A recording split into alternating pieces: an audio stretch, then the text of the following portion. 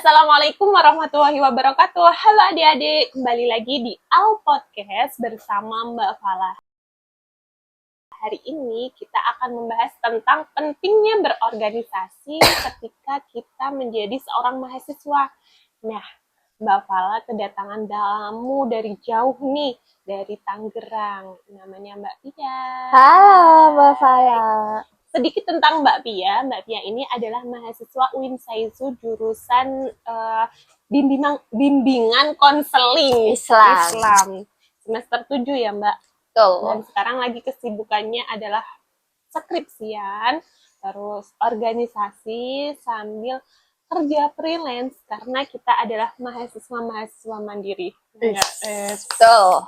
Dan tidak lupa Mbak Via ini adalah seorang santri teman-teman. Jadi mari kita ketahui apa sih enaknya menjadi mahasiswa yang super sibuk seperti Mbak Pia ini.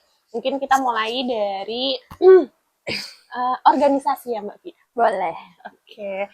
Mbak Pia, bagaimana sih cerita awal ketika Mbak Pia itu kok tertarik ikut organisasi? Dan apa organisasi yang Mbak Pia jalani saat ini? Oke. Awalnya saya ikut organisasi itu karena awalnya apa sih, nggak punya kesibukan gitu loh. Kayak di pondok tuh bingung mau ngapain kalau selain kuliah. Jadi saya mencoba untuk mengikuti organisasi. Itu ada dua. Yang pertama ada komunitas mitra remaja dan yang kedua ada UKM Karawitan. UKM Karawitan itu kayak apa sih Mbak? UKM Karawitan apa itu? Unit kegiatan mahasiswa yang di situ tuh kita belajar nari, gending, terus dalang kayak gitu. Berarti Dan, Mbak seni ya? Seni. Iya, seni. Berarti Mbak Pia dulu nari? Iya. Nari sinden gitu? Iya, nggak sinden. Nari, Insya Allah. Selain itu tadi ada komunitas remaja. Iya, mitra remaja. Mitra remaja. Ini Mbak Pia jadi apa nih di sini? Apa jadi anggota ataupun menjabat? Awalnya saya ikut daftar komunitas mitra remaja sebagai pengurus dalam 1 tahun. Terus untuk yang tahun kedua, alhamdulillah saya diamanatkan sebagai ketua komunitas mitra remaja tahun 2024. Masya Allah, Mbak Pia jadi ketua. Padahal baru ikut 1 tahun ya. Iya. Itu kenapa bisa jadi ketua? Apakah Mbak Pia ini dicalonkan atau menjabat sendiri? Di ADART sendiri itu kan ada itu ya, apa sih? Awalnya itu kan kita ada rapat musyawarah anggota ya. Nah, di situ itu nanti kita akan membahas terkait siapa kandidatnya dan mau seperti apa nantinya gitu. Nah, di situ tuh ketuanya mencalonkan mahasiswa semester 5 untuk menjadi kandidat ketua selanjutnya gitu. Jadi bukan mencalonkan sendiri. Dicalonkan oleh ketua. Waktu itu Mbak Pia semester 5 ya? 5, iya. Bagaimana perasaannya ketika Mbak Pia dipilih sebagai kandidat ketua dari mitra remaja sekaligus Mbak Pia menjadi ketuanya? Awalnya sih kaget ya, tiba-tiba dicalonkan sebagai kandidat dan alhamdulillahnya saya terpilih menjadi ketua. Kaget banget sih, kayak kan saya di organisasi juga biasa aja loh jadi pengurus gitu di divisi PR dan terus kayak sedikit banget kontribusinya sih, tapi nggak tahu kenapa itu karena takdir Allah mungkin ya saya diamanatkan sebagai ketua. Tantangan terbesar apa yang Mbak Pia hadapi ketika Mbak Pia itu menjabat sebagai ketua mitra remaja?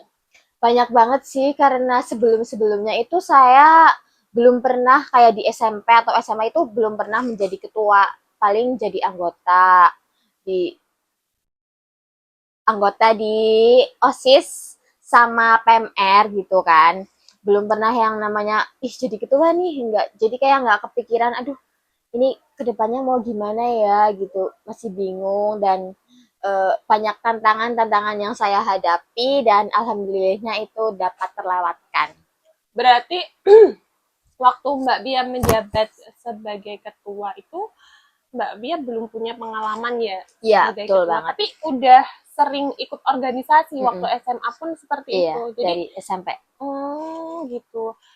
Kalau menurut Mbak Pia, apa sih nilai atau prinsip yang Mbak Pia pegang dalam memimpin organisasi itu?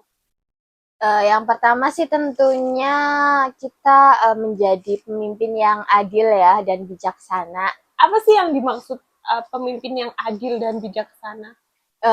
Di sini pemimpin yang adil dan bijaksana itu kita sebagai pemimpin dapat memberi keputusan sesuai dengan apa sih suara dari anggota-anggota kita gitu loh. Oh, jadi kita nggak egois ya, Iya, kayak kita nggak ngerasa paling benar gitu nggak meskipun saya ketua kayak mm-mm. gitu. Tapi kita juga Harus harus mendengarkan mendengarkan suara anggota. suara-suara yang Iya, lain. Open seperti itu. mindset. Tuh. Ya. Apa sih momen yang paling berkesan selama Mbak Pia itu menjabat sebagai ketua di organisasi tersebut? Momen paling berkesan apa ya? Banyak sih karena baru pertama kali jadi kayak punya pengalaman yang banyak, bisa bertemu dengan orang-orang hebat, terus sering diundang di kegiatan-kegiatan kampus, masih banyak. Berarti itu ya kayak punya kursi VIP gitu ya bagi Eish. ketua-ketua aktivitas gitu ya. Ya Masya gitulah, Allah. punya relasi banyak juga. Menurut Mbak Pia, seberapa penting sih seorang mahasiswa itu mengikuti organisasi? Pengalaman berorganisasi itu penting banget nggak menurut Mbak Pia itu? Kalau menurut saya sendiri sih sangat penting ya karena dapat menunjang untuk kedepannya. Nanti kan pasti di dunia kerja kita ditanya pernah ikut organisasi apa enggak gitu-gitu. Pengalaman kerja ya. Iya, Aduh, apa kabar dengan aku yang tidak pernah ikut organisasi? Ya gak apa-apa. Allah. Bafala juga hebat. Apa pesan pesan Mbak Ria buat mahasiswa-mahasiswa yang mungkin dia itu aktif berorganisasi ataupun belum aktif berorganisasi ini, buat adik-adik yang baru maba ini, kayak kamu tuh harus ikut organisasi biar seperti ini atau Apa bagaimana? ya pesan buat teman-teman mahasiswa? Boleh kita mengikuti organisasi, tapi juga harus tahu batasannya. Pesannya dari saya mungkin bolehlah kita sekali-kali ikut organisasi karena itu sangat penting untuk menunjang kita ke depannya. Terus dari organisasi itu sendiri kan juga pasti nanti kita dapat relasi baru, pengalaman baru, terus wawasan baru dan insight baru seperti itu. Jadi siapapun kalian harus cobain berorganisasi sih menurut saya. Iya, iya. Apalagi buat adik-adik yang masih semester awal ya, belum Iya. begitu sibuk. Nanti kalau Mm-mm. sudah semester Atas 7, 7 6, 7 itu kan udah mulai fokus fokus buat untuk skripsi. skripsi. Oke, Masya Allah. Mbak Fala pengen nanya nih masalah pondok pesantren. Tahu Mbak Fala kan Mbak Pia itu kan mondok ya. Iya, Udah gitu, dulu Mbak pernah. Pia itu mahasiswa tapi berhasil bertahan di pondok pesantren yang lumayan lama, selama 3 tahun ya Mbak Pia. Itu So, gimana? Gimana menurut Mbak Pia, mahasiswa itu penting nggak sih mondok atau harus hidup mandiri atau bagaimana?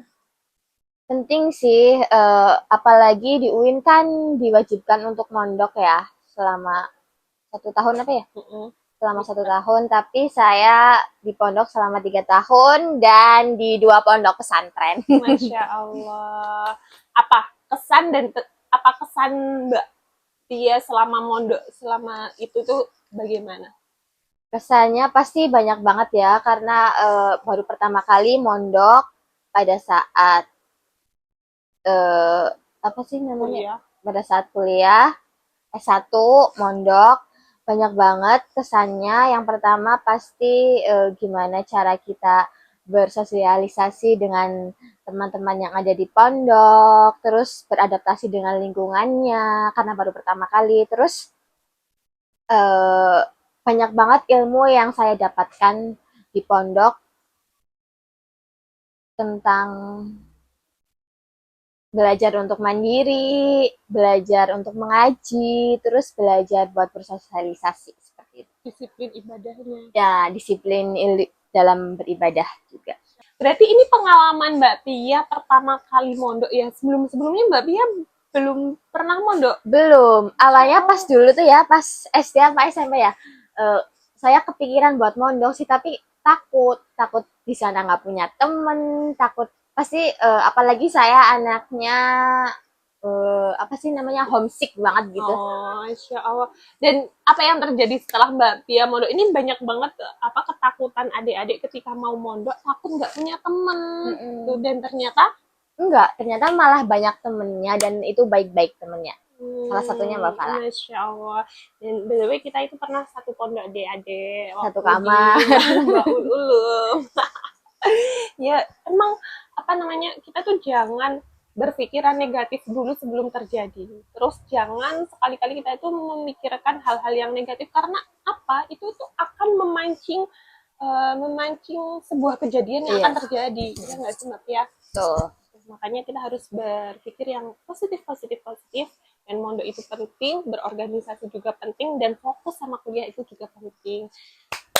Terima kasih Mbak Pia udah meluangkan waktunya. Iya, Ya, ya. sama-sama. Mungkin ada pesan-pesan nih buat mahasiswa sebelum kita tutup. Eh, Pesan-kesan buat mahasiswa apa ya? Siapapun kalian, apapun yang sedang dilakukan, tetap semangat, jangan pernah menyerah karena masa depan sedang menunggu di sana. Ngaco Yaudah, banget aku mungkin ngomong. cukup sekian dari kita. Kita akhiri. Wassalamualaikum warahmatullahi wabarakatuh. Dadah.